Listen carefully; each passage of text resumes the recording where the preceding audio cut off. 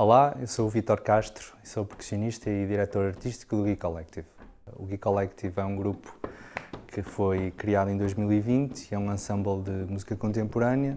Explora sobretudo música da segunda metade do século XX e século XXI, a música que está a ser escrita hoje, e surgiu com o objetivo de contribuir para a diversidade da programação cultural aqui da região de Guimarães e dos concelhos vizinhos. É um grupo que explora a música desses compositores, é um grupo que não tem uma formação fixa, tem uma formação flexível para se poder adaptar estilisticamente a todos esses projetos diferentes e a diferentes compositores. Na música contemporânea é muito comum termos uma formação, um quinteto de cordas, um quarteto de percussão, um trio de clarinetes.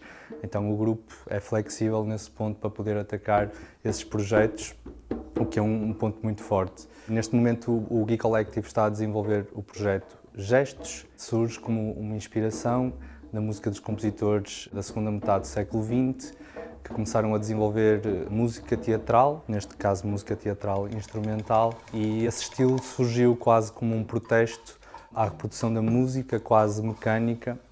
E como o Maurício Carrel costumava dizer, o objetivo era aproveitar a música e absorver a música em todos os sentidos.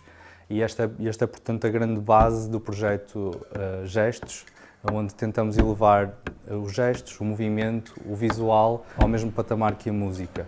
A formação instrumental deste projeto é um trio de percussão, são 3 percussionistas, e foi muito fácil chegar à conclusão que este trio de percussionistas seria o indicado para este projeto, porque a criação musical de um percussionista por natureza é algo teatral. O que o percussionista faz é sacudir, raspar e atingir objetos, e isso são ações que por natureza têm um caráter visual, gestual e teatral, e por isso era o indicado para este tipo de projetos.